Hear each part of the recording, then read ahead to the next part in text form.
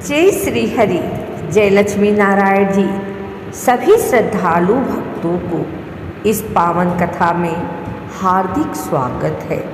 आज हम सुनेंगे कामदा एकादशी व्रत की पवित्र कथा, जो सभी पापों का नाश करने वाली और सभी मनोकामनाओं को पूर्ण करने वाली है।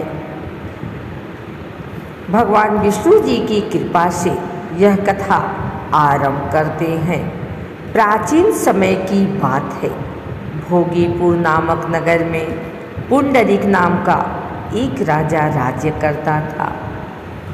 भक्तन के संकट हरन मंगल कारण राम, हरि कृपा बिनु मिलत नहीं जीवन में विश्राम। उस राज्य में ललित और ललिता नाम के एक गंधर्व दंपत्ति रहते थे। दोनों एक दूसरे से अत्यंत प्रेम करते थे। एक दिन राजा के दरबार में नृत्य और गायन का आयोजन था। ललित गा रहा था, लेकिन उसका मन अपनी पत्नी ललिता में लगा हुआ था। इस कारण वह ठीक से गा नहीं पाया। राजा को यह अपमान लगा और क्रोधित होकर उसने ललित को राक्षस बनने का श्राप दे दिया। जाके प्रिय न राम वैदेही, तजिए ताहि कोटि बैरीसम यद्यप परम शनेही। अब ललित राक्षस बनकर जंगल में भटकने लगा। यह देखकर उसकी पत्नी ललिता बहुत दुखी हुई। ललिता अपने पति को इस श्राप से मुक्त कराने के लिए एक ऋषि के पास गई। ऋषि ने उसे कामदा एकादशी का व्रत करने का उपाय बताया। एकादशी व्रत जो नर करई, सकल पाप भव सागर तरई। ललिता ने पूरी श्रद्धा और नियम से व्रत किया और भगवान विष्णु जी से अपने पति की मुक्ति की प्रार्थना की। भगवान की कृपा से ललित का श्राप समाप्त हो गया और वह फिर से अपने असली रूप में आ गया। हरि अनंत हरि कथा अनंता, कहई सुनहि सब विधि सब संता। इस कथा से हमें यह सीख मिलती है कि कामदा एकादशी का व्रत करने से सभी पाप नष्ट होते हैं और मनोकामनाएं पूर्ण होती है। एक और कथा के अनुसार श्री कृष्ण के प्रिय सखा अर्जुन ने कहा, हे कमल नयन, मैं आपको कोटि कोटि नमन करता हूँ। हे जगदीश्वर, मैं आपसे प्रार्थना करता हूँ कि आप कृपा कर चैत्र माह के शुक्ल पक्ष की एकादशी कथा का भी वर्णन सुनाइए। इस एकादशी का क्या नाम है? इस व्रत को पहले किसने किया और इसके करने से किस फल की प्राप्ति होती है? श्री कृष्ण ने कहा, हे अर्जुन, एक बार यही प्रश्न राजा दिलीप ने गुरु वशिष्ठ से किया था।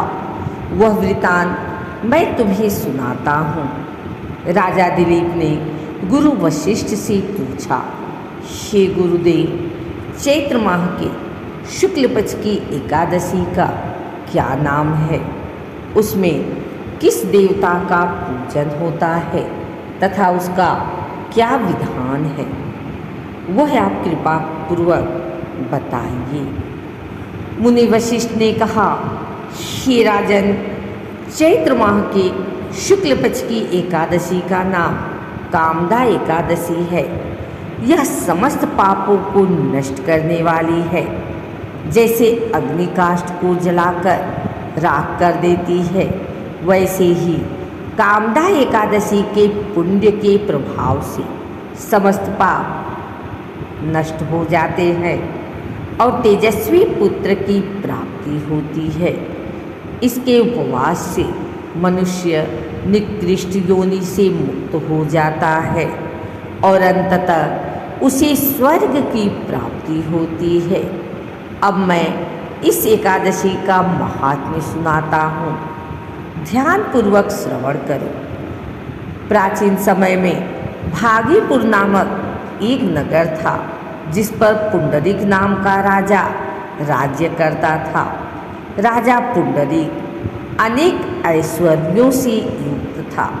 उसके राज्य में अनेक अप्सराएं, गंधर्व, किन्नर आदि वास करते थे।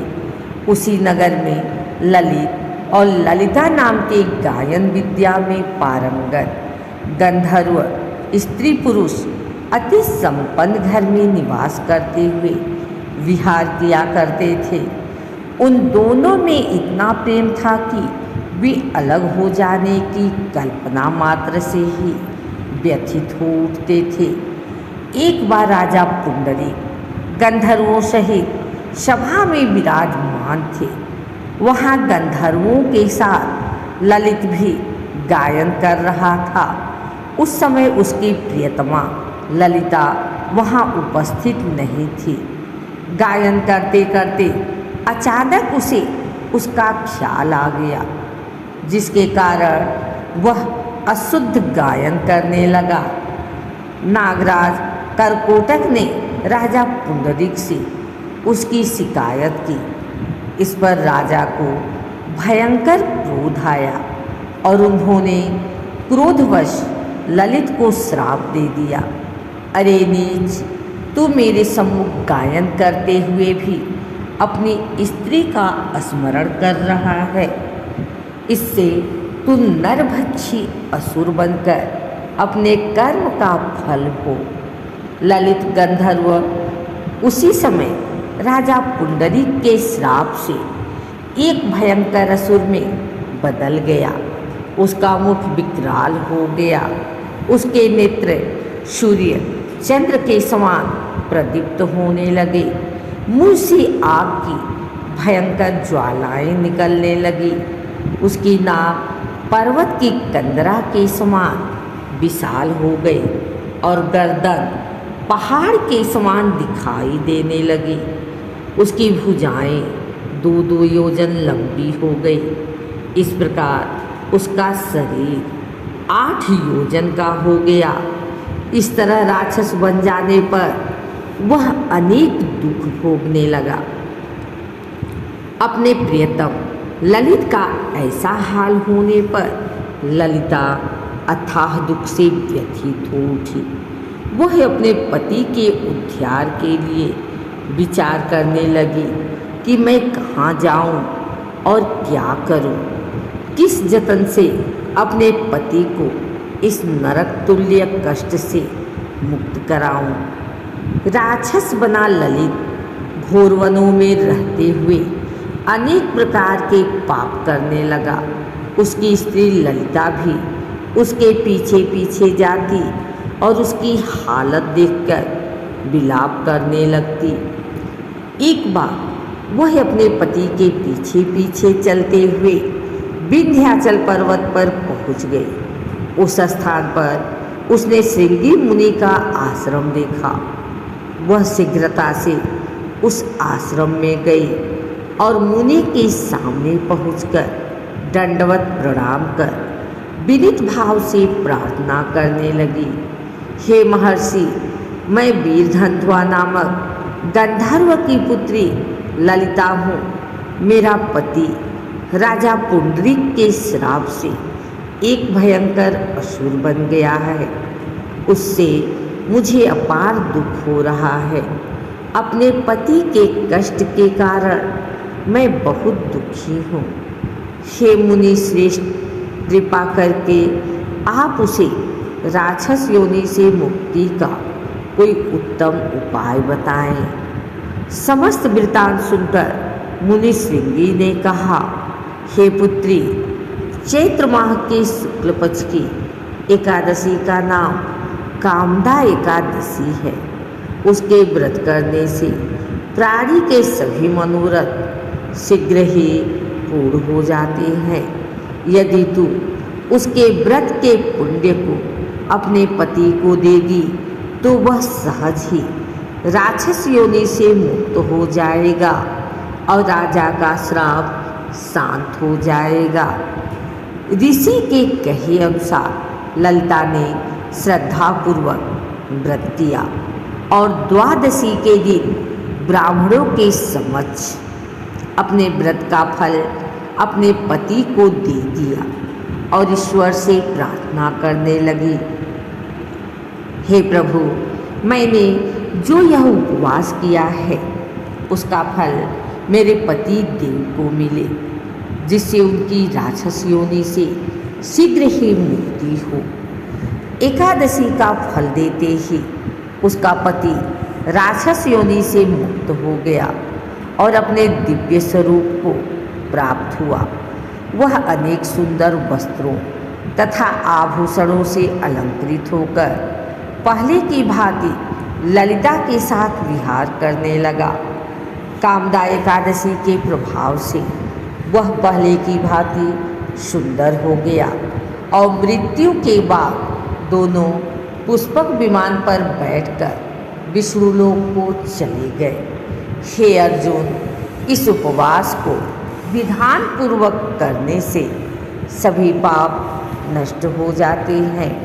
इस व्रत के पुण्य से मनुष्य रक्त बहाव के पाप और राक्षस आदि योनि से मुक्त हो जाते हैं। संसार में इससे उत्तम दूसरा कोई व्रत नहीं है। इसकी कथा व महात्म्य के श्रवण व पठन से अनंत फलों की प्राप्ति होती है। प्राणी अपने सुखों का चिंतन करे, यह बुरा नहीं है, किंतु समय असमय ऐसा चिंतन प्राणी को उसके दायित्वों से विमुख कर देता है, जिससे उसे भयंकर कष्ट भोगने पड़ते हैं। गंधर्व ललित ने भी राक्षस होकर निंदित कर्म किए और कष्ट भोगे, परंतु भगवान श्री हरि की अनुकंपा का कोई अंत नहीं है। हे भगवान विष्णु जी, जैसे आपने ललिता की भक्ति से प्रसन्न होकर उसके पति को मुक्त किया, वैसे ही हमारे जीवन के सभी दुखों और कष्टों को दूर करें। अगर आपको यह कथा पसंद आई हो तो जय श्री हरि जरूर लिखें और इस पावन कथा को अधिक से अधिक शेयर करें। जय श्री विष्णु भगवान, जय लक्ष्मी माता की।